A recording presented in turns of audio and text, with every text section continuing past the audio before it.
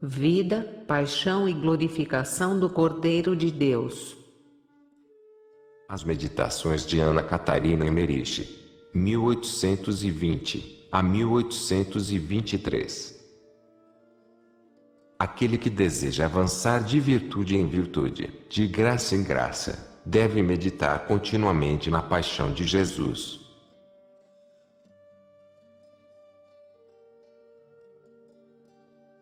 Não há prática mais proveitosa para a inteira santificação da alma do que a frequente meditação nos sofrimentos de Jesus Cristo.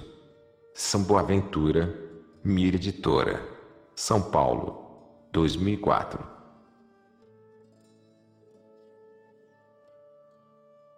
Capítulo 6. Jesus é açoitado, coroado de espinhos e condenado à morte.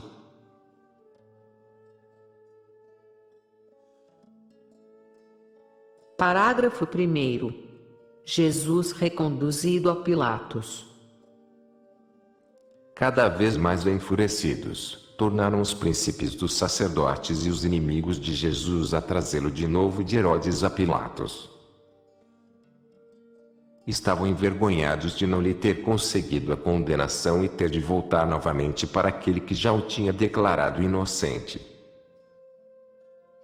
Por isso tomaram na volta outro caminho, cerca de 2 vezes mais longo, para mostrá-lo naquela humilhação em outra parte da cidade, para poder maltratá-lo tanto mais pelo caminho e dar tempo aos agentes de concitarem o povo a agir conforme as maquinações tramadas. O caminho pelo qual conduziram Jesus era mais áspero e desigual. Acompanharam-no, estimulando os soldados sem cessar a maltratá-lo. A veste derrisória, o longo saco, impedia o Senhor de andar, arrastava-se na lama, várias vezes caiu, embaraçando-se nele e era levantado cada vez com arrancos nas cordas, pauladas na cabeça e pontapés. Sofreu nesse caminho indizíveis insultos e crueldades, tanto daqueles que o conduziam, como também do povo, mas ele rezava, pedindo a Deus que não deixasse morrer, para poder terminar a sua paixão e nossa redenção. Eram 8h15 da manhã, quando o sinistro cortejo chegou, vindo do outro lado, Provavelmente de leste, ao palácio de Pilatos, atravessando o fórum. A multidão do povo era enorme. Estavam reunidos em grupos, conforme as regiões e cidades de procedência, e os fariseus corriam entre o povo, excitando-o. Pilatos, lembrando-se ainda da revolta dos galileus descontentes, na Páscoa do ano anterior, tinha concentrado cerca de 1000 homens, que ocuparam o pretório ou posto de guarda, às entradas do fórum e do palácio. A Santíssima Virgem, sua irmã mais velha, Maria Eli, a filha desta, Maria Cleofé, Madalena e algumas outras mulheres piedosas. A vidente esqueceu de mencionar onde todas essas mulheres se tinham reunido e se Maria, voltando do Monte das Oliveiras a Jerusalém, pela Porta das Ovelhas, se encontrou com o cortejo de Jesus. Mas o peregrino lembra-se de narrativas anteriores, de que Marta, indo ao palácio de Herodes, se encontrou com Jesus e seguiu-o até o tribunal de Pilatos. Cerca de 20 assistiram aos acontecimentos que se seguiram, ficaram sobre as arcadas, de onde podiam ouvir tudo, e aproximavam-se furtivamente de vez em quando. João estava a princípio também presente. Jesus, coberto com a veste derrisória, foi conduzido através da multidão, entre os escárnios do populacho, pois a escória e os mais perversos de entre o povo foram colocados na frente pelos fariseus, que lhes davam exemplo, ultrajando Jesus.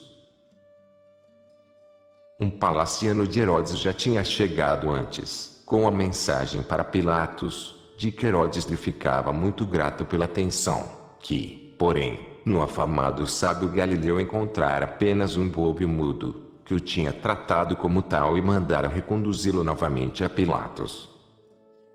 Este ficou satisfeito de saber que Herodes estava de acordo em não condenar a Jesus, mandou levar-lhe de novo cumprimentos e assim se tornaram amigos, de inimigos que eram, desde o desabamento do aqueduto. Vide, apêndice parágrafo 3º. Jesus foi novamente conduzido pela rua ao palácio de Pilatos. Empurraram-no para subir a escada que conduzia ao terraço, mas pelos brutais arrancos dos soldados, pisou na longa veste e caiu com tal violência sobre os degraus de mármore, que os salpicou de sangue sagrado. Os inimigos do mestre, que tinham de novo ocupado os assentos ao lado do fórum e o populacho, romperam na gargalhada por essa queda de Jesus e os soldados empurraram-no a pontapés pelos últimos degraus. Pilatos estava recostado no seu assento, que se parecia com um pequeno leito de repouso. A pequena mesa estava ao lado, como dantes. Estavam também agora com ele alguns oficiais e outros homens, com rolos de pergaminho. Ele se dirigiu ao terraço, do qual falava ao povo, e disse aos acusadores de Jesus: Vós me entregastes este homem como agitador do povo em revolta. Interroguei-o diante de vós e não o achei réu do crime de que o acusais. Também Herodes não lhe achou crime algum, pois vos mandei a Herodes e vejo que não foi condenado à morte. Portanto, mandá-lo-ei açoitar e depois soltar. Levantou-se, porém, entre os fariseus violenta murmuração e clamor e agitação e distribuição de dinheiro entre o povo tomou mais intensidade. Pilatos tratou-os com muito desprezo e expressões satíricas, entre outras, disse essa: Não vereis por acaso correr bastante sangue inocente ainda hoje, na hora dos sacrifícios?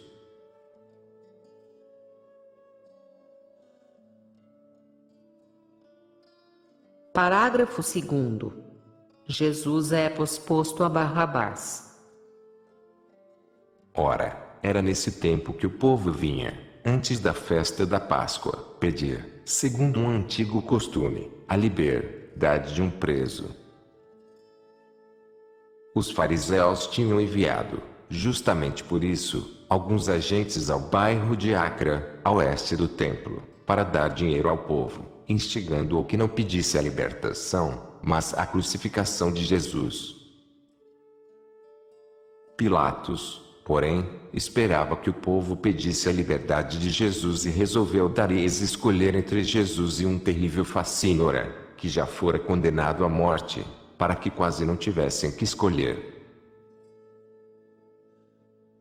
Esse celerado chamava-se Barrabás e era amaldiçoado por todo o povo. Tinha cometido assassinatos durante uma agitação. Vi que também tinha feito muitos outros crimes. Houve um movimento entre o povo no fórum. Um grupo avançou, com os oradores à frente. Esses levantaram a voz e bradaram a Pilatos, que estava no terraço: Pilatos, fazei-nos o que sempre fizestes, por ocasião da festa. Pilatos, que só estava esperando por isso, respondeu-lhes: Tendes o costume de receber de festas a liberdade de um preso. A quem quereis que solte, Barrabás ou Jesus, o rei dos judeus, que dizem ser o ungido do Senhor? Pilatos, todo indeciso, chamava o rei dos judeus. Já como romano orgulhoso, que os desprezava, portanto tem um rei tão miserável, que tivessem de escolher entre ele e um assassino, já com uma certa convicção de que Jesus pudesse ser de fato esse rei maravilhoso dos judeus, o Messias prometido. Mas também esse pressentimento da verdade era em parte fingimento, e mencionou esse título do Senhor porque bem sentia que a inveja era o motivo principal do ódio dos príncipes dos sacerdotes contra Jesus, a quem considerava inocente. Após a pergunta de Pilatos, houve uma curta hesitação e deliberação entre o povo e só poucas vozes gritaram precipitadamente: Barrabás. Pilatos, porém, foi chamado por um criado da mulher, Retirou-se um instante do terraço e o criado mostrou-lhe o penhor que ele dera de manhã à esposa e disse-lhe: Cláudia Prócula manda lembrar-vos vossa promessa. Os fariseus, no entanto, e os príncipes dos sacerdotes estavam em grande agitação, aproximaram-se do povo, ameaçando e instigando, mas não precisavam de tanto esforço. Maria, Madalena, João e as outras piedosas mulheres estavam no canto de uma casa, tremendo e chorando. Embora a Virgem Santíssima soubesse que não havia salvação para os homens senão pela morte de Jesus, entretanto, como mãe, estava cheia de angústia e desejo de salvar a vida do Filho Santíssimo, e assim como Jesus, embora escolhesse de livre vontade tornar-se homem e morrer na cruz, todavia sofria, como qualquer homem, todas as dores e os martírios de um inocente horrivelmente maltratado e conduzido à morte. Assim também Maria padecia todos os tormentos e angústias de uma mãe vendo o filho maltratado por um povo ingrato. Ela e as companheiras tremiam, entregues, ora angústia, ora esperança. João afastava-se de vez em quando, a pouca distância, para ver se podia colher uma boa notícia. Maria implorava a Deus para que não se cometesse esse imenso crime. Rezava como Jesus no Monte das Oliveiras: se é possível, afaste este cálice. Assim esperava ainda a mãe no seu amor, pois enquanto as instigações e ameaças dos fariseus ao povo passavam de boca em boca, chegara também a ela o boato de que Pilatos queria soltar Jesus. Viam-se, não longe, grupos de gente de Cafarnaum, entre os quais muitos que Jesus curara e ensinara, fizeram como se não conhecessem e olhavam furtivamente para João e as infelizes mulheres, envoltas nos véus. Mas Maria pensava, como todos, que esses, pelo menos, rejeitariam Barrabás, para salvar o benfeitor e salvador. Mas tal não se deu. Pilatos, lembrando-se, à vista do penhor, da súplica da esposa, devolveu-lhe-o, como sinal de que cumpria a promessa. Voltou ao terraço e sentou-se ao lado da mesinha. Os sumos sacerdotes também tornaram a ocupar os respectivos assentos e Pilatos exclamou de novo: Qual dos dois quereis que eu solte? Então se levantou um grito geral por todo o fórum e de todos os lados: Não queremos este, entregai-nos Barrabás. Pilatos gritou mais uma vez: Que farei então de Jesus, que é chamado Cristo, o Rei dos Judeus? Crucificai-o, crucificai-o. Pilatos perguntou então pela terceira vez: Mas que mal tem feito? Eu pelo menos não lhe acho crime de morte. Mas vou mandá-lo açoitar e depois soltar. Mas o grito crucificai-o, crucificai-o, rugia pelo fórum, como uma tempestade infernal, e os sumos sacerdotes e fariseus agitavam-se e gritavam como loucos de raiva. Então Pilatos lhes entregou Barrabás, o malfeitor, e condenou Jesus à flagelação.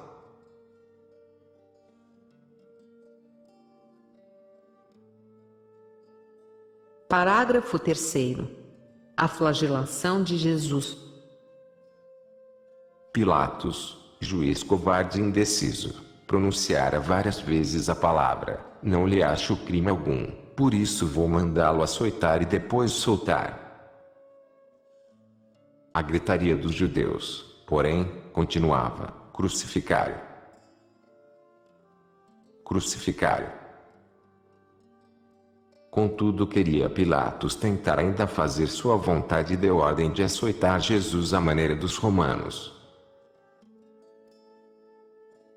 Então entraram os soldados e, batendo e empurrando a Jesus brutalmente, com os curtos bastões, conduziram nosso pobre Salvador, já tão maltratado e ultrajado, através da multidão tumultuosa e furiosa, para o fórum, até a coluna de flagelação, que ficava em frente de uma das arcadas do mercado, ao norte do palácio de Pilatos e não longe do posto da guarda.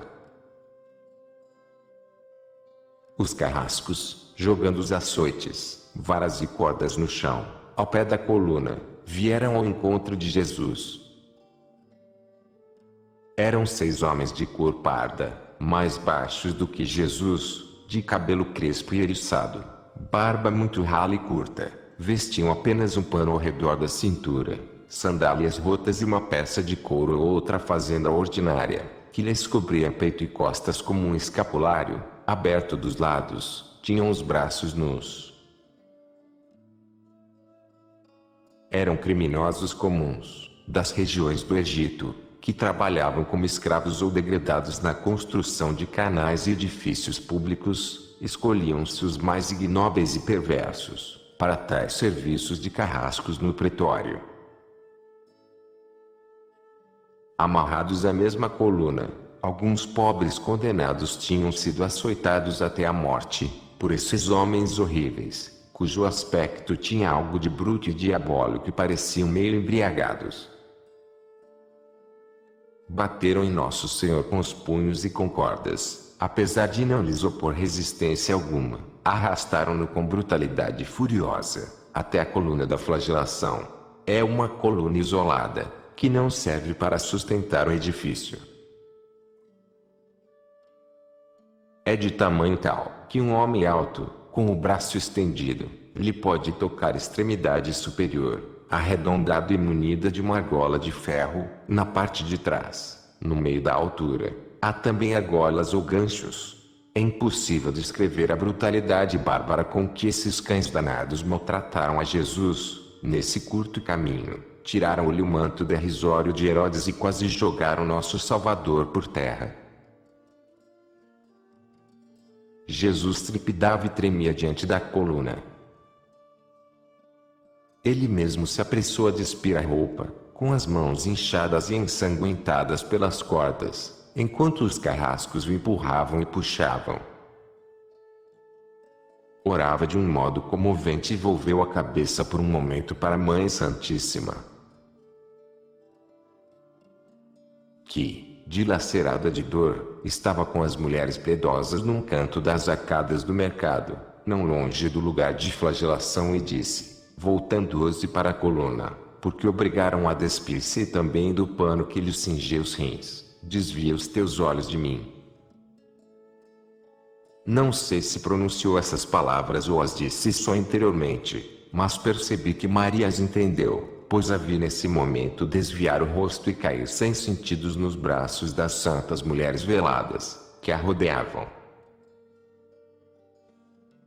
Então abraçou Jesus a coluna e os algozes ataram-lhe as mãos levantadas à argola de cima, dando-lhe arrancos brutais e praguejando horrivelmente todo o tempo. Puxaram-lhe assim todo o corpo para cima, de modo que os pés, amarrados embaixo à coluna, quase não tocavam no chão.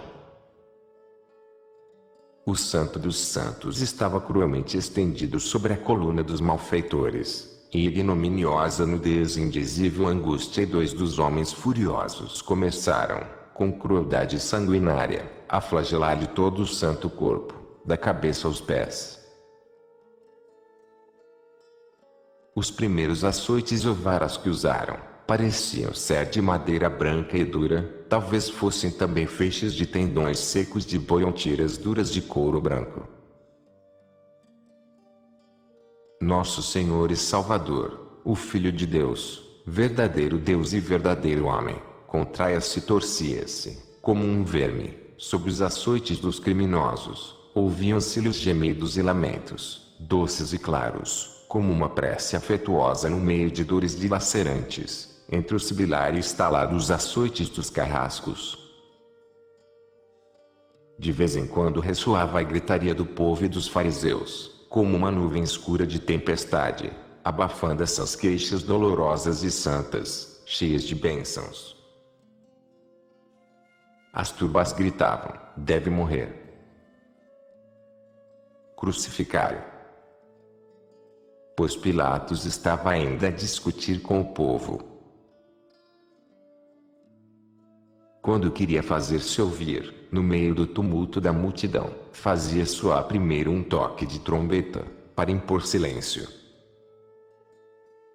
Nesses momentos se ouviam novamente os açoites, os gemidos de Jesus, o praguejar dos carrascos e os balidos dos cordeiros pascais, que eram lavados na piscina das ovelhas, ao lado da porta das ovelhas, a leste do fórum.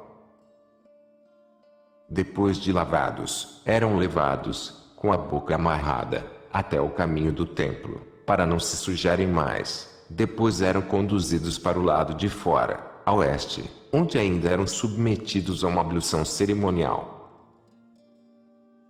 Esses balidos desamparados dos cordeiros tinham algo de indescritivelmente comovente, eram as únicas vozes que se uniam aos gemidos do Salvador. A multidão dos judeus mantinha-se afastada do lugar da flagelação, numa distância, talvez, da largura de uma rua. Soldados romanos estavam postos em diferentes lugares, especialmente pelo lado do posto de guarda. Perto da coluna de flagelação havia grupos de populacho, que iam e vinham silenciosos ou zombando. Vi alguns que se sentiram comovidos. Era como se os tocasse um raio de luz saindo de Jesus. Vi também meninos indignos que, ao lado do pretório, preparavam novas varas e outros que iam buscar ramos de espinheiro. Alguns soldados dos príncipes dos sacerdotes tinham travado relações com os carrascos e deram-lhes dinheiro. Trouxeram-lhes também um grande cântaro, cheio de uma bebida vermelha, grossa, da qual beberam até ficar embriagados e enraivecidos. Ao cabo de um quarto de hora deixaram os 2 carrascos de açoitar Jesus, foram juntar-se a 2 outros e beberam com eles. O corpo de Jesus estava todo coberto de contusões vermelhas, pardas e roxas e o sangue sagrado corria-lhe por terra, agitava-se em movimentos convulsivos. De todos os lados se ouviam insultos e motejos. Durante a noite tinha feito muito frio. Desde a madrugada até essa hora, não clareara o céu e, com grande espanto do povo, caíram algumas curtas chuvas de pedra. Pelo meio-dia clareou e apareceu o sol. O segundo par de carrascos caiu então com um novo furor sobre Jesus. Tinham outra espécie de açoites. Eram como varas de espinheiro, com nós e esporões. Os violentos golpes rasgaram todas as pisaduras do santo corpo de Jesus. O sangue regou o chão, em redor da coluna e salpicou os braços dos carrascos. Jesus gemia, rezava, torcia-se de dor.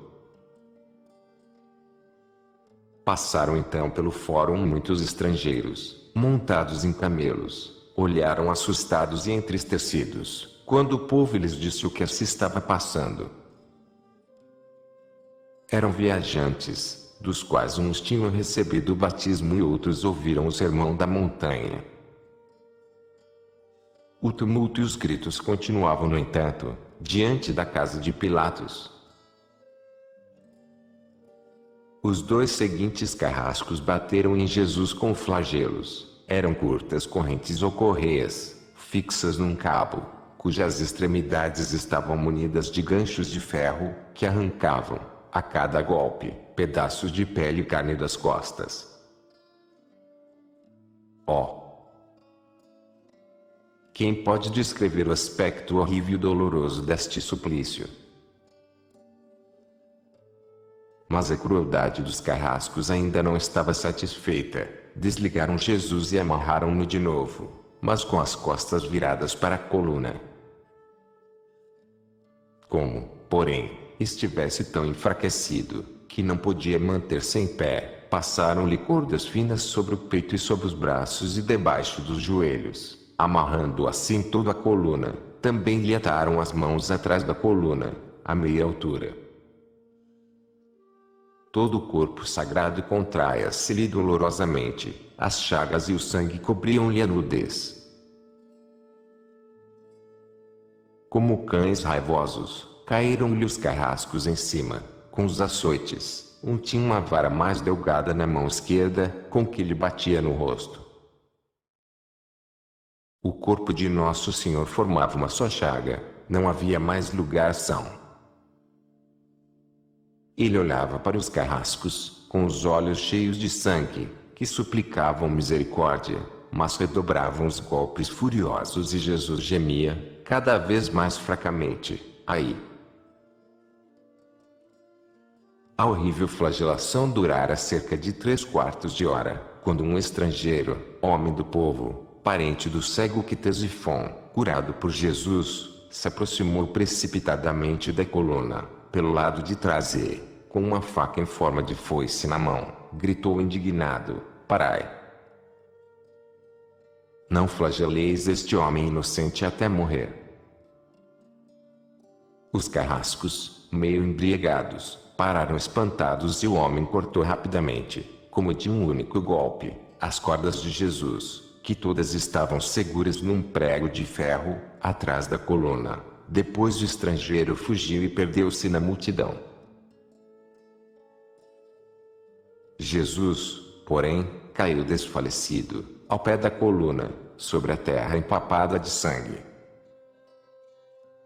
Os carrascos deixaram-no lá e foram beber, depois de chamar os auxiliares do carrasco, que estavam no posto de guarda, ocupados em trançar a coroa de espinhos. Jesus torcia-se ainda de dor, ao pé da coluna, as chagas a sangrar. Nesse momento vi passar perto algumas raparigas libertinas, com as vestes imprudentemente arregaçadas. Estavam de mãos dadas e pararam diante de Jesus, olhando com repugnância melindrosa. Com isso sentiu Jesus ainda mais as feridas e levantou para elas o rosto ensanguentado, com um olhar suplicante. Então se afastaram, continuando o caminho, e os carrascos e soldados dirigiram-lhes, entre gargalhadas, palavras indecentes. Vi várias vezes, durante a flagelação, aparecerem anjos tristes em redor de Jesus. Ouvi a oração que o Senhor dirigia ao Pai Eterno, no meio dos tormentos e insultos, oferecendo-se para expiação dos pecados dos homens. Mas nesse momento, quando jazia, banhado em sangue, ao pé da coluna, vi um anjo, que lhe restituía as forças, parecia dar-lhe um alimento luminoso. Então se aproximaram novamente os carrascos e, dando-lhe pontapés, mandaram-no levantar-se, dizendo que ainda não tinham acabado com o rei. Querendo ainda bater-lhe, arrastou-se Jesus pelo chão, para alcançar a faixa de pano e cobrir a nudez. Mas os perversos celerados empurravam-na com os pés para lá e para cá, rindo-se de ver Jesus em sangrenta nudez arrastar-se penosamente, como um verme esmagado, para alcançar o pano e cobrir o corpo dilacerado. Depois o impeliram, a pontapés e pauladas, a levantar-se sobre as pernas vacilantes. Não lhe deram tempo de vestir a túnica, mas lançaram-lhe-a sobre os ombros e Jesus enxugou nela o sangue do rosto, enquanto o conduziram apressadamente ao corpo da guarda, dando uma volta. Podiam tê-lo levado por um caminho mais curto, porque as arcadas e edifícios em redor do fórum eram abertos, de modo que se podia enxergar o corredor sob o qual jaziam presos os 2 ladrões e Barrabás. Mas passaram com Jesus diante dos sumos sacerdotes, que gritaram: Levai-o à morte! Levai-o à morte! E viraram a cabeça com nojo. Conduziram-no para o pátio interior do corpo da guarda.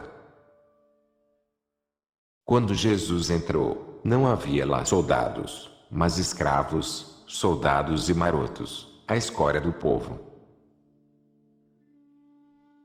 Vendo que o povo estava tão agitado, Pilatos mandara vir reforço da cidadela Antônia. Essas forças cercavam em boa ordem o corpo da guarda, podiam falar, rir e insultar a Jesus, mas não sair das fileiras. Pilatos queria com eles manter o povo em respeito. Podia bem haver lá 1000 homens.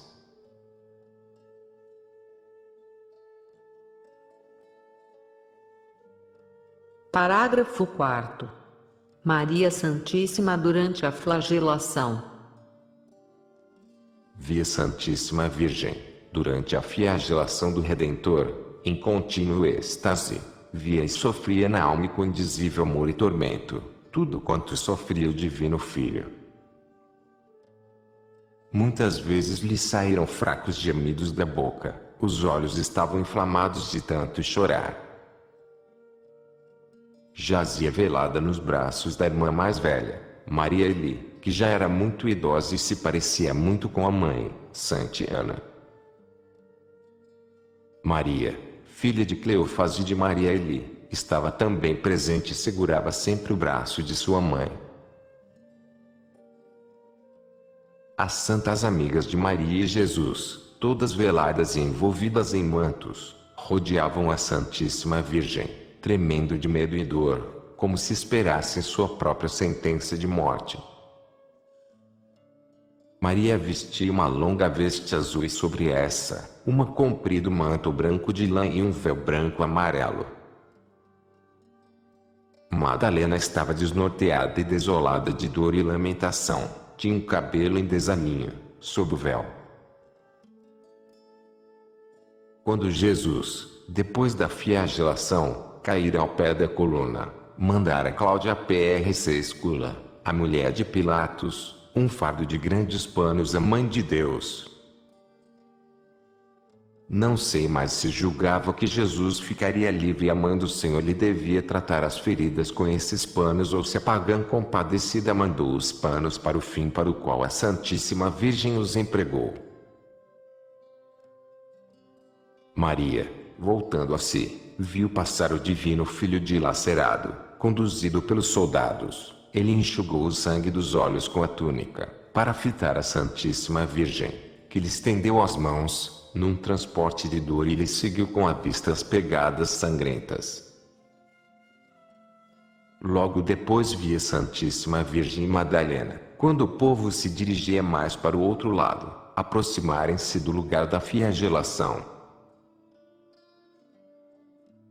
Cercadas e ocultas pelas outras santas mulheres e os outra gente boa, que se aproximara, prostraram-se por terra, ao pé da coluna da flagelação e apanharam com os panos todo o sangue de Jesus, por toda a parte onde encontraram algum vestígio. Não vi nessa hora João, junto das santas mulheres, que eram cerca de 20. O filho de Simeão, o de Obedinho de Verônica, como também Arão e Temeni, os sobrinhos de José de Arimateia, estavam todos ocupados no templo, cheios de tristeza e angústia. Foi pelas 9 horas da manhã que acabou a flagelação. Vi hoje as faces da Santíssima Virgem. Ana Catarina descreve uma vez Maria Santíssima do modo seguinte: Madalena é mais alta e mais bonita do que as outras mulheres. Dina, a samaritana, é também bonita, mas muito mais ativa e ágil do que Madalena. É muito viva, amável e serviçal por toda a pane, como uma criada ligeira, prudente e carinhosa e também muito humilde. A Santíssima Virgem, porém, é sede todas as outras em maravilhosa beleza. Posto que no porte tem igual em beleza, e seja superada pela figura de Madalena, com suas maneiras estranhas, entretanto, Maria sempre se distingue entre as outras, pela indescritível modéstia, singeleza, simplicidade, mansidão, dignidade e calma. É tão pura e tão simples, que se tem a impressão de ver nela a imagem de Deus no homem. Não há caráter que se lhe pareça, senão o de seu filho. O rosto da Santíssima Virgem, porém, é sede e indizível encanto de todas as mulheres que a acompanham e das que jamais tenho visto. Impressiona pelo pôr digno e grave, contudo parece uma criança inocente e singela. É muito séria, silenciosa, muitas vezes triste, mas nunca se mostra desordenada na dor, apenas as lágrimas lhe correm brandamente pelo rosto calmo. Em outra ocasião, Ana Catarina diz: Maria era imensamente simples. Jesus não a distinguia diante dos outros homens, senão tratando-a sempre com muita dignidade. Ela também não procurava contato com os homens, com exceção de doentes e ignorantes, e apresentava-se sempre muito humilde, recolhida, muito calma e simples. Todos, até os inimigos de Jesus, a estimavam e contudo ela não procurava ninguém, permanecia silenciosa e sozinha. Pálidas e mortiças, o nariz delgado e comprido, os olhos quase cor de sangue, de tantas lágrimas que derramou, não é possível descrever a impressão que faz a figura de Maria, na sua simplicidade e graça natural.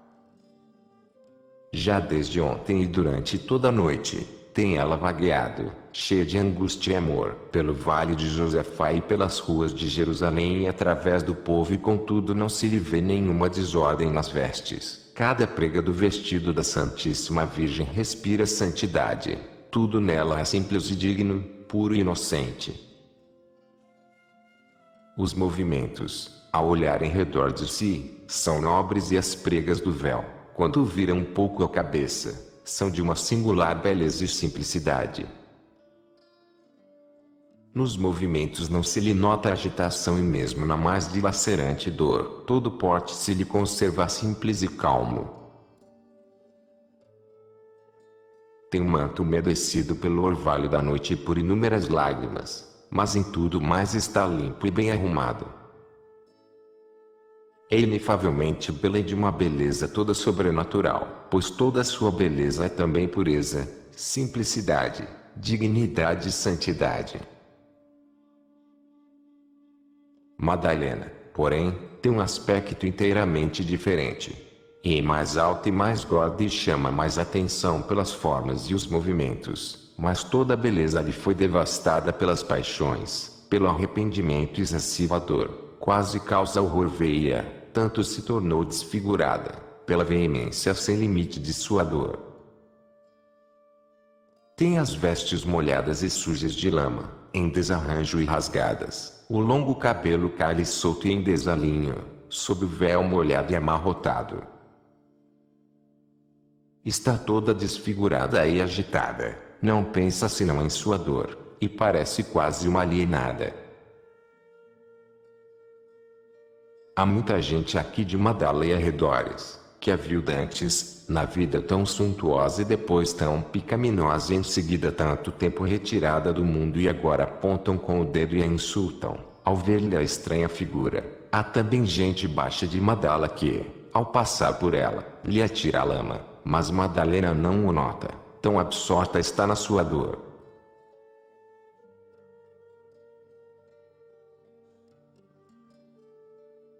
Parágrafo 5º. Jesus é coroado de espinhos e escarnecido pelos soldados. Durante a flagelação falou Pilatos ainda várias vezes ao povo, que uma vez até gritou: ele deve morrer, ainda que todos nós também pereçamos. Quando Jesus foi conduzido ao corpo da guarda, para ser coroado de espinhos, ainda gritaram: morra! Morra! Pois chegavam cada vez novas turbas de judeus, que pelos emissários dos sumos sacerdotes eram incitados a gritar assim. Houve depois uma curta pausa. Pilatos deu ordens aos soldados.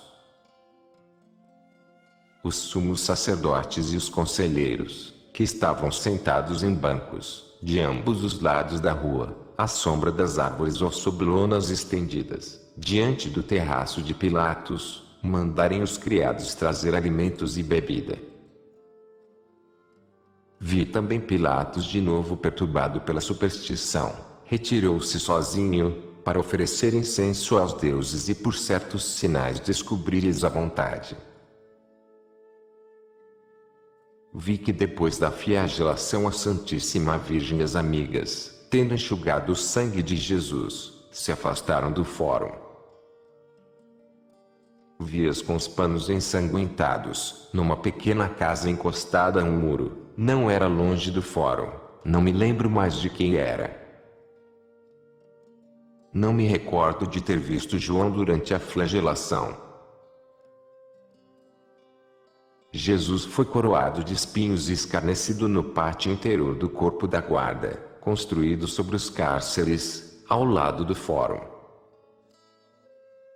Esse pátio era cercado de colunas e todas as entradas tinham sido abertas.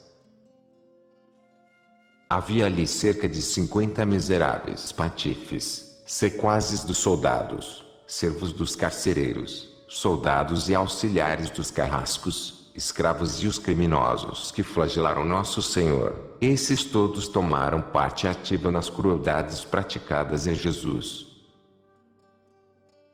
No começo o povo tentou entrar, mas pouco depois cercaram 1000 soldados romanos o edifício. Permaneciam nas fileiras, mas com as zombarias e risos provocavam ainda o cruel exibicionismo dos carrascos para redobrarem as torturas de Jesus, animando-os com as risadas, como o aplauso anima os atores no palco. Rolaram para o meio do pátio o pedestal de uma velha coluna, no qual havia um buraco, que talvez tivesse servido para nele ajustar a coluna.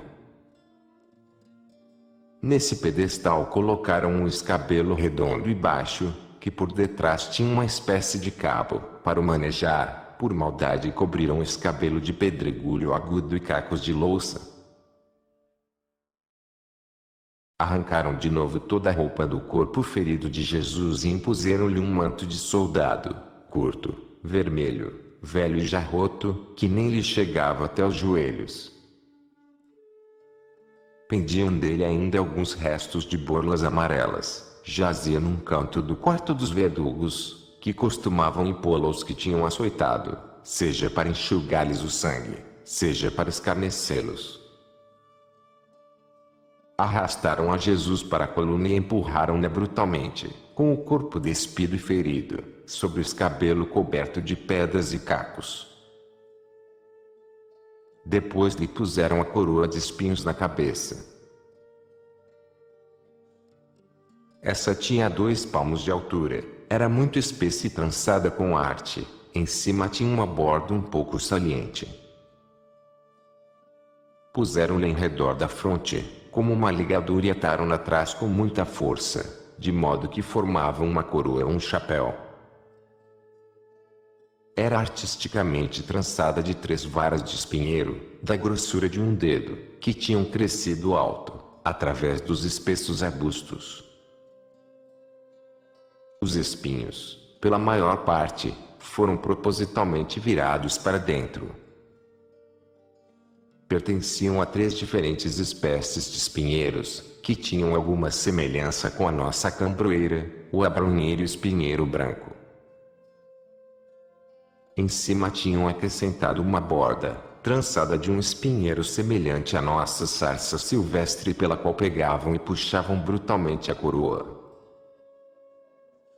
Vi o lugar onde os meninos foram buscar esses espinhos.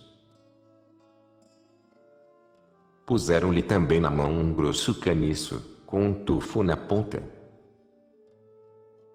Fizeram tudo isso com solenidade derrisória, como se o coroassem de fato rei. Tiravam-lhe o caniço da mão e batiam com tanta força a coroa, que os olhos de Nosso Senhor se enchiam de sangue. Curvavam os joelhos diante dele, mostravam-lhe a língua, batiam e cuspiam-lhe no rosto, gritando: "E salve, Rei dos Judeus!" Depois, entre gargalhadas, fizeram-na cair no chão, junto com o escabelo e tornaram a colocá-lo sobre ele aos empurrões. Não posso relatar todas as torturas e ultrajes que os carrascos inventaram, para escarnecer o pobre Salvador. Aí, Jesus sofreu horrível sede, pois em consequência das feridas, causadas pela desumana flagelação, estava com febre e tremia. A pele e os músculos dos lados estavam dilacerados, o deixavam entrever as costelas em vários lugares. A língua contraíra-se-lhe espasmodicamente. Somente o sangue sagrado que lhe corria da fronte compadecia-se da boca ardente, que se abria ansiosa. Mas aqueles homens horríveis tomaram-lhe a boca divina por alvo de nojentos escarros. Jesus foi assim maltratado por cerca de meia hora e a tropa, cujas fileiras cercavam o pretório, aplaudia com gritos e gargalhadas.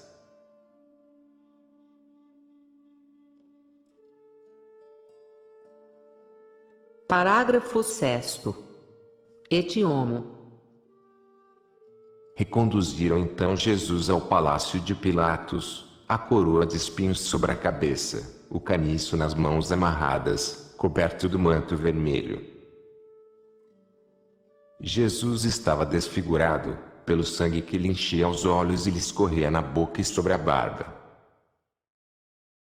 O corpo, coberto de pisaduras e feridas, parecia-se-lhe com um pano ensopado de sangue.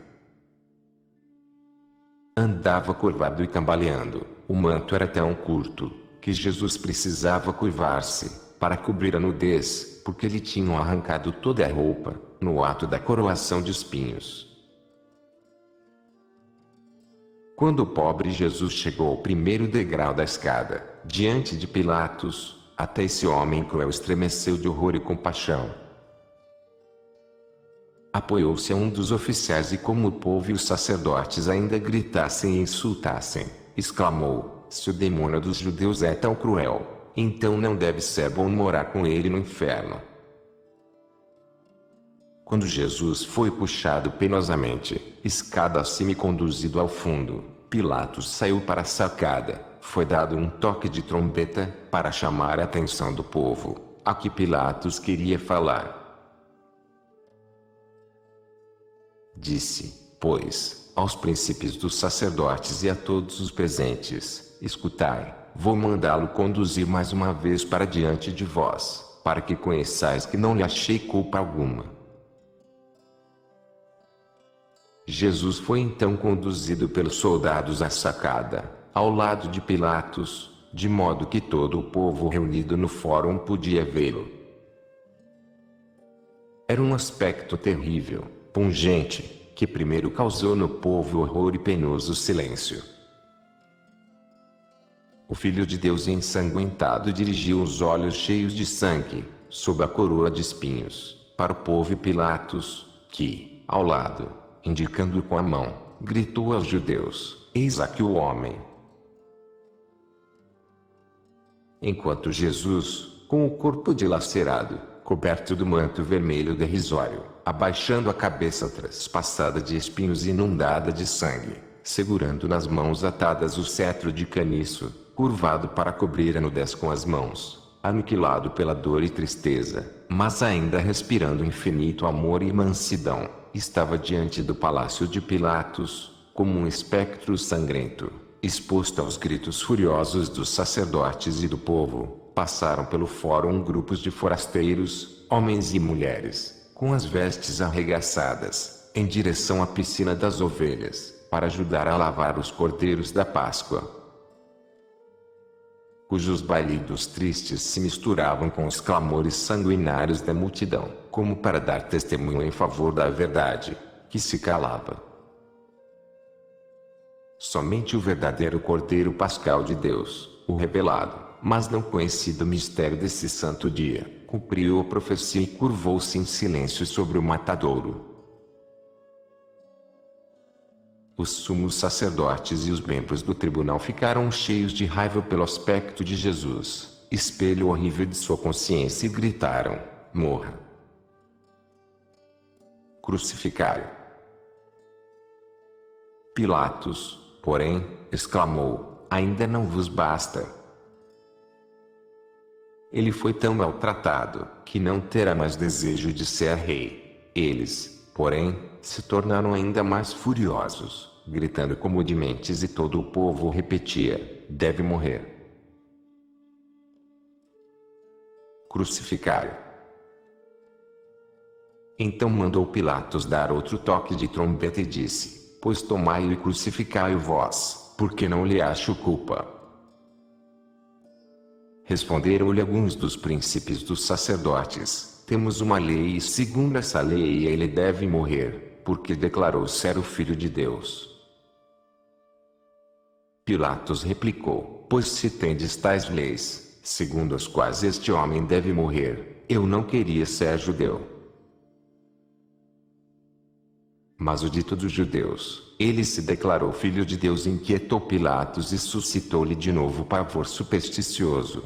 Mandou, pois, conduzir Jesus a um lugar separado, onde lhe perguntou: de onde és? Jesus, porém, não lhe respondeu. Disse-lhe então Pilatos: não me respondes? Porventura não sabes que tenho poder de crucificar-te ou de soltar-te? E Jesus respondeu: não terias poder sobre mim, se não te fosse dado do céu. Por isso comete pecado mais grave aquele que me entregou em tuas mãos. Cláudia Prócula, que estava muito angustiada pela hesitação do marido, mandou novamente um mensageiro a Pilatos mostrar-lhe o penhor e lembrar-lhe a promessa. Ele, porém, lhe mandou uma resposta muito confusa e supersticiosa, da qual me lembro apenas que se referia aos deuses. Quando os príncipes dos sacerdotes e os fariseus tiveram conhecimento da intervenção da mulher de Pilatos em favor de Jesus, mandaram espalhar entre o povo. Os partidários de Jesus subornaram a mulher de Pilatos: se ele ficar livre, unir-se aos romanos e nós todos pereceremos. Pilatos, na sua indecisão, estava como embriagado, a razão vacilava-lhe de um lado para outro. Disse uma vez aos inimigos de Jesus que não lhe achava culpa. Mas vendo que esses, com mais vigor ainda, exigiram a morte de Jesus, e inquietado pelos seus próprios pensamentos confusos, como pelos sonhos da mulher e as palavras significativas de Jesus, queria ouvir mais uma resposta do Senhor, que o pudesse tirar dessa situação penosa. Voltou, portanto, à sala do tribunal, onde estava Jesus, e ficou a sós com ele. Com um olhar perscrutador e quase medroso, fitou o Salvador desfigurado e ensanguentado, para quem não se podia olhar sem horror, e pensou consigo: será possível que seja um Deus? E de repente se lhe dirigiu com energia, conjurando-o a dizer-lhe ser um Deus e não um homem. Será rei? Até onde se lhe estendia o reino? De que espécie era a sua divindade? Se lhe dissesse: dá-lhe a liberdade. O que Jesus respondeu: posso dizer, e é só pelo sentido, não com as mesmas palavras. O Senhor falou-lhe com terrível severidade. Fez-lhe ver em que sentido era rei e qual o seu reino. Mostrou-lhe o que era a verdade, pois disse-lhe a verdade. Nosso Senhor revelou-lhe, com toda a franqueza, os abomináveis crimes que Pilatos ocultava na consciência. Predisse-lhe o futuro, a miséria no exílio, o fim horroroso que ele um dia viria a julgar-o com toda a justiça. Pilatos, meio assustado, meio irritado pelas palavras de Jesus, saiu para a sacada e exclamou mais uma vez que queria soltar Jesus. Então gritaram: se o soltares, não és amigo de César, pois quem se declara rei é inimigo de César. Outros gritaram que o acusariam perante o imperador por perturbar-lhes a festa, que devia terminar a causa, porque eram obrigados, sob graves penas, a estar no templo às 10 horas. O grito: morra! Crucificai-o! Levantou-se novamente de todos os lados. Subiram até sobre os tetos planos das casas em redor do fórum e o gritavam dali. Então viu Pilatos que contra essa fúria não conseguiria nada. Os gritos e o tumulto tinham algo de terrível e toda a multidão diante do palácio estava em tal estado de agitação, que era para recear uma rebelião. Pilatos mandou trazer água. O criado derramou-lhe água da bacia sobre as mãos. À vista de todo o povo, Pilatos gritou do pretório à multidão: Sou inocente do sangue deste justo. Vós tendes que responder pela sua morte. Então se levantou um grito horrível, unânime, do povo reunido, no meio do qual havia gente de todos os lugares da Palestina: que o seu sangue caia sobre nós e nossos filhos.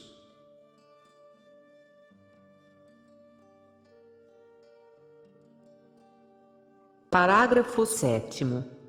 Reflexão sobre estas visões. Todas as vezes que, nas meditações da dolorosa paixão de Jesus Cristo, ouço esse grito espantoso dos judeus: que o seu sangue caia sobre nós e nossos filhos. O efeito dessa solene maldição me é revelado e tornado sensível, em quadros maravilhosos e terríveis. Vejo acima do povo, que grita, um céu escuro, coberto de nuvens cor de sangue, das quais saem flagelos e espadas de fogo.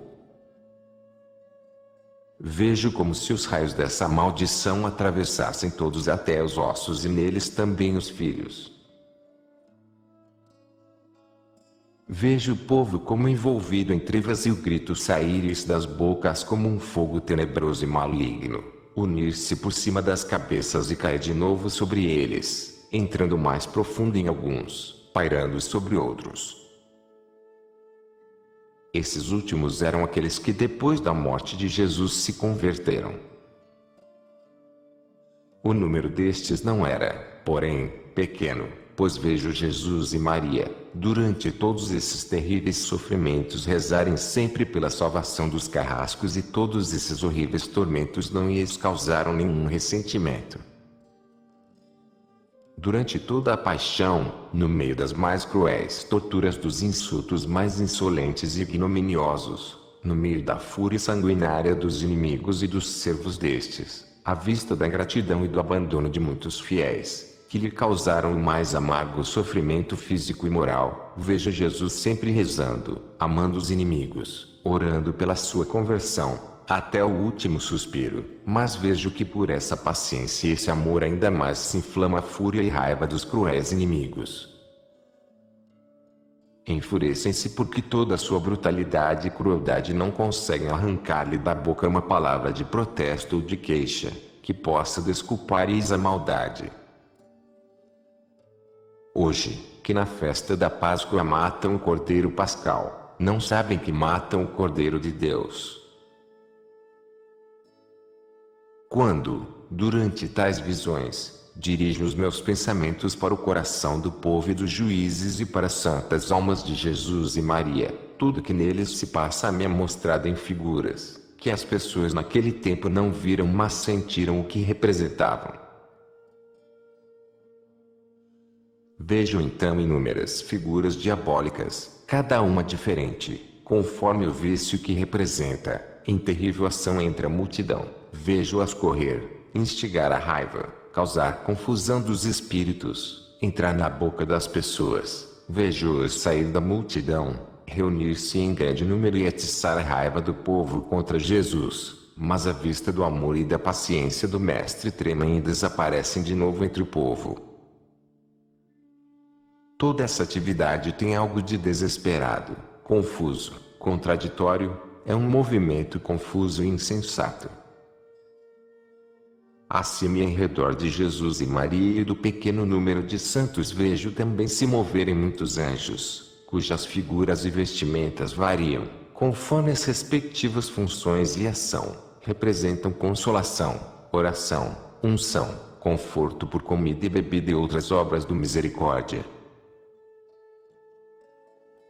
De modo semelhante vejo frequentemente vozes consoladoras ou ameaçadoras saírem, como palavras de diferentes cores e luzes, da boca de tais aparições, e se são mensagens, vejo-lhes nas mãos, em forma de tiras escritas. Outras vezes, quando preciso ser instruída a esse respeito, vejo os movimentos da alma e as paixões dos corações, o sofrimento e o amor, enfim, tudo que é sentimento, vejo-os passar através do peito e de todo o corpo dos homens, em movimentos de diferentes cores, em variações de luz e sombra, de diversas formas, direções e mudanças de forma e cor, de lentidão e rapidez. Assim compreendo tudo, mas é impossível exprimir-o em palavras. Pois é um número infinito de coisas e ao mesmo tempo me sinto tão abatida pela dor e tristeza por meus pecados e os de todo o mundo e tão dilacerada pela dolorosa paixão de Jesus, que até não compreendo como ainda possa juntar o pouco que estou contando. Muitas coisas, especialmente aparições e ações de demônios e anjos, contadas por outras pessoas, que tiveram visões da paixão de Nosso Senhor, são fragmentos de tais intuições de movimentos interiores, invisíveis no momento em que se realizaram outrora, as quais variam, segundo o estado da alma das pessoas videntes e são entremeadas nas narrações. Por isso há tantas contradições, porque esquecem algumas coisas, saltam outras e só uma parte é que contam. Tudo o que há de mal no mundo contribuiu para atormentar Jesus.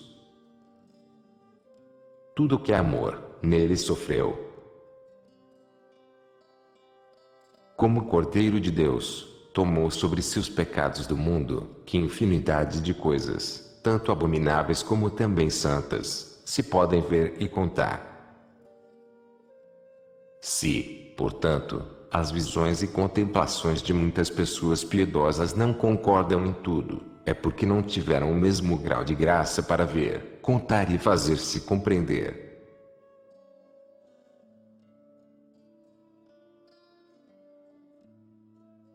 Parágrafo 8º. Jesus condenado à morte na cruz. Pilatos, que não procurava a verdade, mas apenas uma saída para a dificuldade, estava mais indeciso que nunca. A consciência dizia-lhe: Jesus é inocente. A esposa mandara dizer-lhe: Jesus é santo. A superstição dizia-lhe: é um inimigo de teus deuses.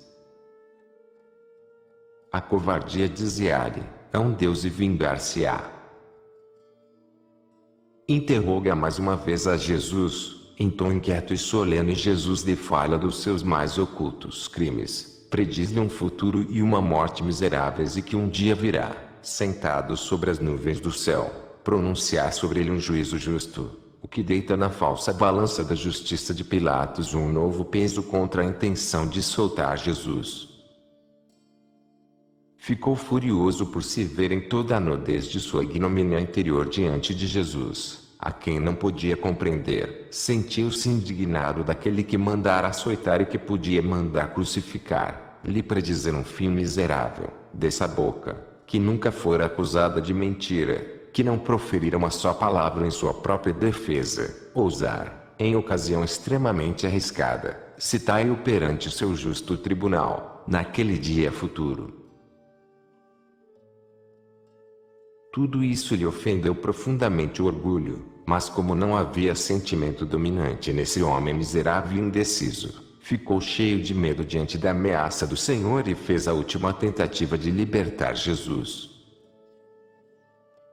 Ouvindo, porém, a ameaça dos judeus de acusá-lo perante o imperador, se soltasse Jesus, foi dominado por outro pavor covarde. O medo do imperador terrestre venceu o receio do rei cujo reino não era deste mundo.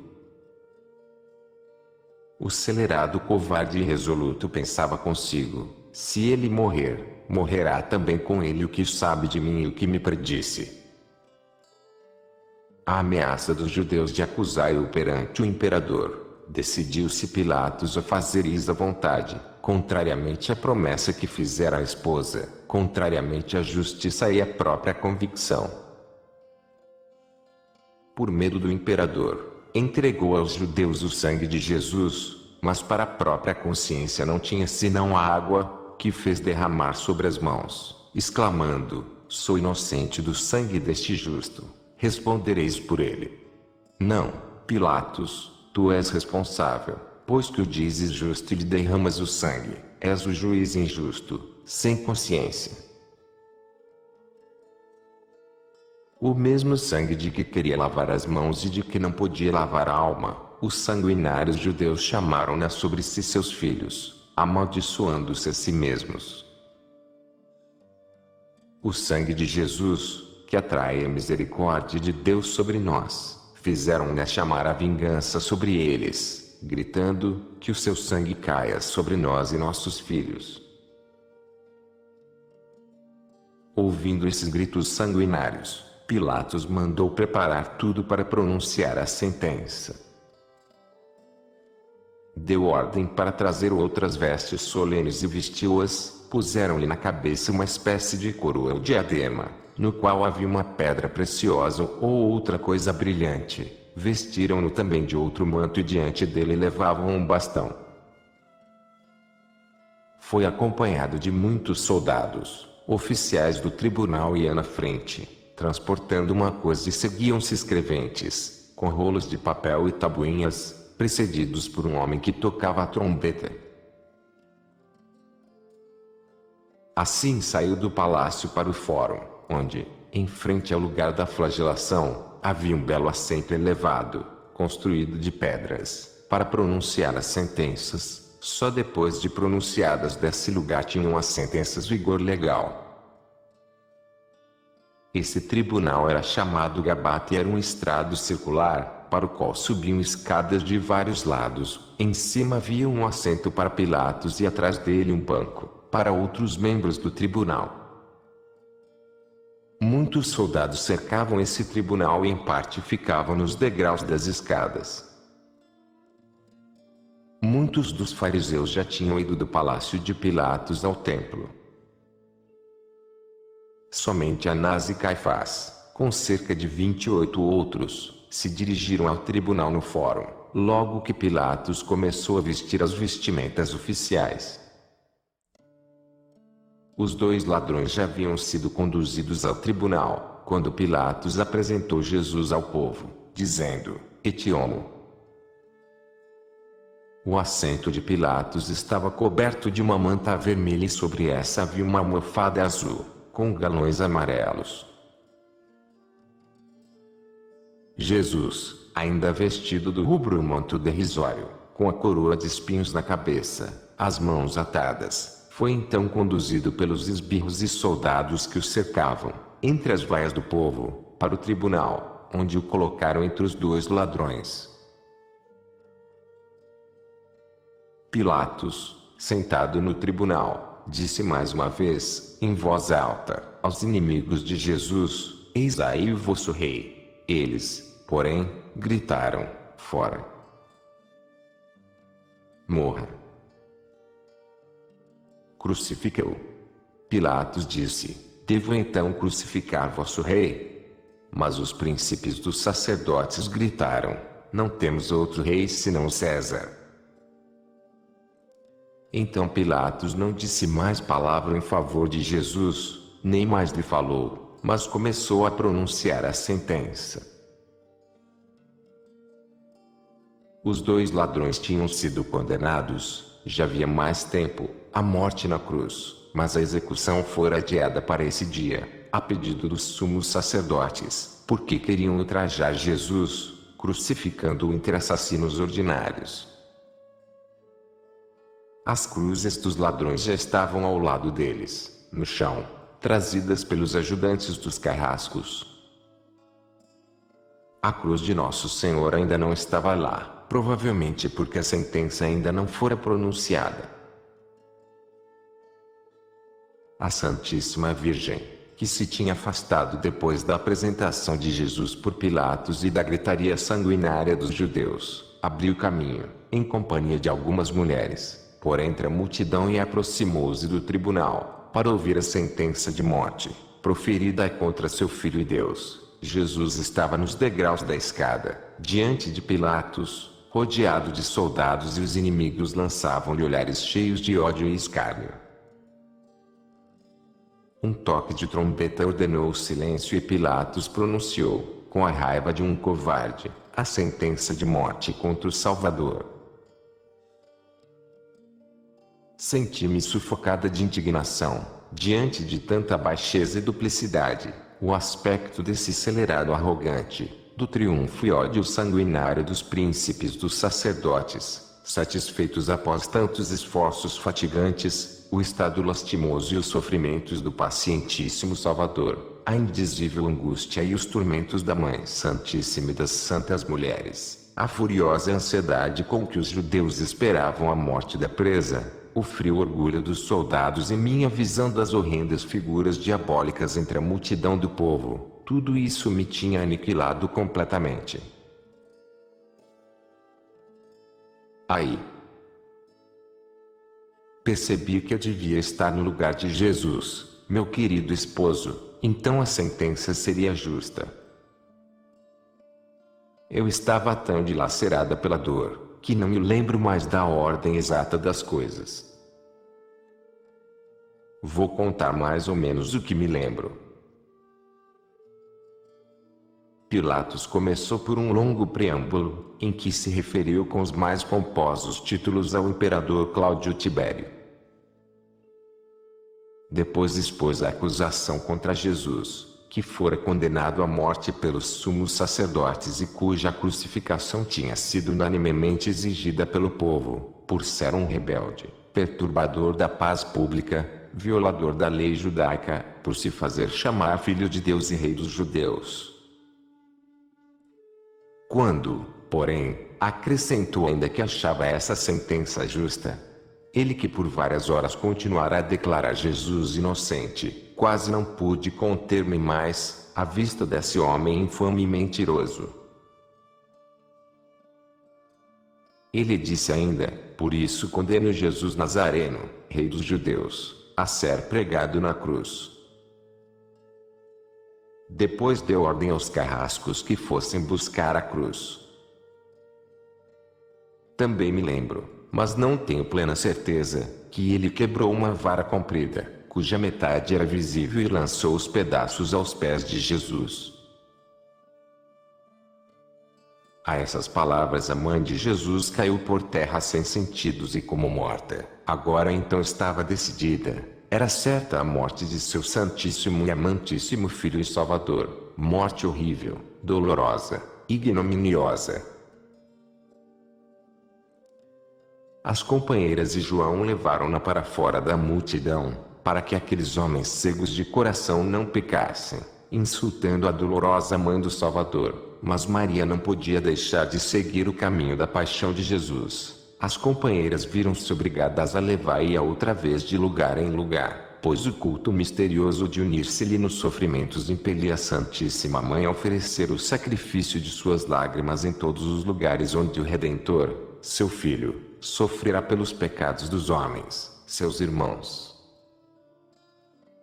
E assim a Mãe do Senhor consagrou com as lágrimas todos esses santos lugares e tomou posse deles para a futura veneração pela Igreja, Mãe de todos nós, como Jacó erigiu uma pedra e, ungindo-a com óleo, consagrou em memória da promissão que ali recebera. A sentença foi escrita, mesmo no tribunal, por Pilatos e copiada mais de 3 vezes, por aqueles que lhe estavam atrás. Enviaram vários mensageiros, porque alguns dos documentos precisavam ser assinados por outras pessoas. Não me lembro se esses documentos faziam parte da sentença ou se eram outras ordens. Contudo, foram também alguns desses documentos levados a lugares distantes.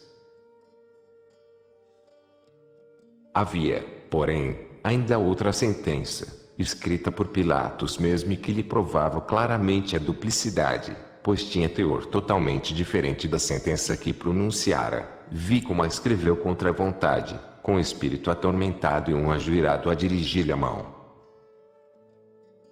Esse documento, de cujo conteúdo tenho apenas uma lembrança vaga, dizia mais ou menos o seguinte: compelido pelos sumos sacerdotes e o sinédrio e ameaçado por uma iminente insurreição do povo, que acusavam Jesus de Nazaré de agitação contra a autoridade, de blasfêmia e de desprezo da lei judaica, exigindo-lhe a morte, entreguei-lhes o mesmo Jesus, para ser crucificado, não tanto movido pelas acusações, que em verdade não achei fundadas, mas para não ser acusado perante o imperador, de favorecer a insurreição e negar justiça aos judeus. Entreguei porque exigiram com violência a morte, como transgressor da lei, e com ele 2 ladrões, já antes condenados, cuja execução fora adiada por maquinações dos judeus, porque queriam que fossem executados junto com Jesus. Nesse documento, pois, escreveu o malvado um relatório totalmente diferente. Depois escreveu ainda a inscrição da cruz em 3 linhas, com verniz, sobre uma tabuinha de cor escura. O documento em que Pilatos desculpava a sentença, foi copiado várias vezes e enviado a diversos lugares. Os sumos sacerdotes discutiram ainda com Pilatos no tribunal, não estavam contentes com a sentença, queixando-se sobretudo porque tinha escrito que eles haviam exigido o adiamento da execução dos ladrões, para que fossem executados com Jesus. Contestaram também o título de Jesus, queriam que escrevesse que se declarou rei dos judeus e não simplesmente rei dos judeus. Mas Pilatos perdeu a paciência, tratou-os com arrogância, gritando furioso: "O que escrevi, fica escrito." Ainda insistiram, dizendo que a cruz de Jesus não devia ficar mais alta que as dos ladrões. Era preciso, porém, fazê-la mais alta, porque, por um erro dos operários, ficara mais curta e parte acima da cabeça, não cabendo o título escrito por Pilatos. Esse protesto contra o alongamento da cruz era apenas um subterfúgio, para evitar a inscrição, que lhes parecia injuriosa. Mas Pilatos não cedeu e assim foram obrigados a alongar a cruz, adaptando-lhe uma peça de madeira, a qual se pudesse fixar o título. Assim concorreram várias circunstâncias para dar à cruz aquela forma significativa, que sempre lhe tenho visto, isto é, com os braços um pouco elevados, como os galhos de uma árvore, os quais, ao sair do tronco, se estendem para cima. Tinha a forma da letra Y, com a linha do centro alongada por entre os braços. Os 2 braços eram mais finos do que o tronco e estavam embutidos nesse, sendo os encaixes reforçados de ambos os lados, por uma cunha fincada por baixo. Como, porém, o tronco acima da cabeça, por um erro, tivesse saído curto demais para se fixar bem visível a inscrição de Pilatos, foi preciso ajustar mais uma peça ao tronco. No lugar dos pés pregaram um pedaço de madeira, para os sustentar. Enquanto Pilatos pronunciava a sentença injusta, vi Cláudia Prócula, sua mulher, remeter-lhe o penhor e separar-se dele. Na mesma noite fugiu ocultamente do palácio e foi para junto dos amigos de Jesus, que a levaram a um esconderijo, num subterrâneo da casa de Lázaro, em Jerusalém. Vi também um amigo de Jesus gravar, numa pedra esverdeada atrás do tribunal do Gábata, 2 linhas, que diziam respeito à sentença injusta de Pilatos e à separação da mulher do procurador. Ainda me lembro das palavras judecas injustos e do nome Cláudia Prócula.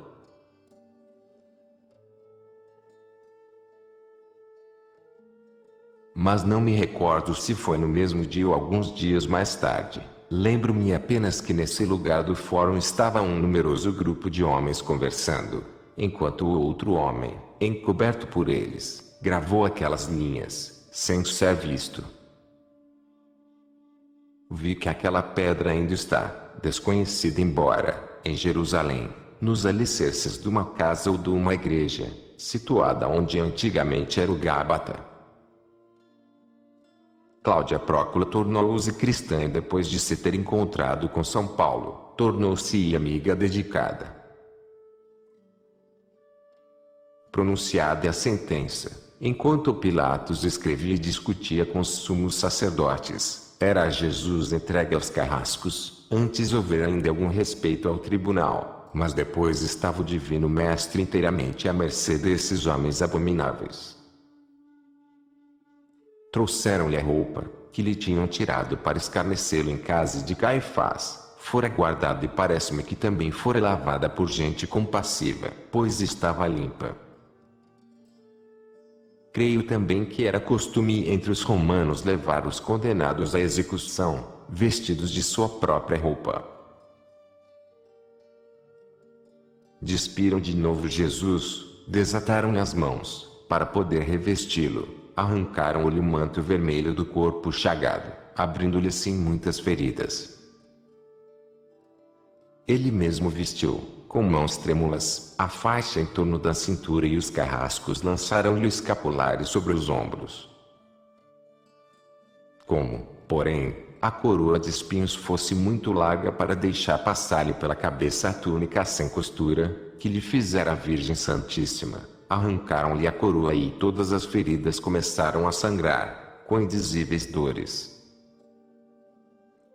Depois de lhe porem a túnica sobre as feridas do corpo, vestiram-lhe da veste larga de lã branca, que cingiram com a faixa larga e puseram-lhe finalmente o manto. Feito isso, amarraram-lhe novamente com o cinturão, munido de pontas de ferro, no qual estavam presas as cordas para conduzi-lo. Durante todo esse tempo batiam e empurravam-no, tratando-o com atroz crueldade. Os dois ladrões estavam um ao lado direito, outro ao lado esquerdo de Jesus. Tinham as mãos amarradas e pendia-lhes, como a Jesus diante do tribunal, uma cadeia de ferro do pescoço. Vestiam apenas um pano na cintura e um gibão semelhante a um escapulário, de fazenda ordinária, sem mangas e aberto nos lados. Na cabeça tinham bonés, tecidos de palha, que se pareciam com barretinhas estofadas de crianças. A pele dos ladrões era de um pardo sujo, coberta de cicatrizes, causadas pela flagelação passada. Aquele que se converteu depois, já estava calmo e pensativo, o outro, porém, irritado e impertinente, unindo-se aos carrascos para insultar e amaldiçoar Jesus, que os olhava ambos com olhos cheios de caridade e desejo de salvar-os, oferecendo também por eles todos os seus sofrimentos. Os carrascos estavam ocupados em juntar todas as ferramentas, preparavam-se para a triste e terrível marcha, em que o nosso amado e doloroso Salvador quis carregar o peso dos pecados de nós todos, homens ingratos, e para os expiar, ia derramar o santíssimo sangue do cálice de seu corpo, transpassado pelos homens mais abomináveis. Anás e Caifás terminaram afinal a discussão acalorada com Pilatos, receberam algumas tiras compridas ou rolos de pergaminho, com cópias dos documentos, e dirigiram-se apressadamente ao templo, e só por pouco não chegaram tarde.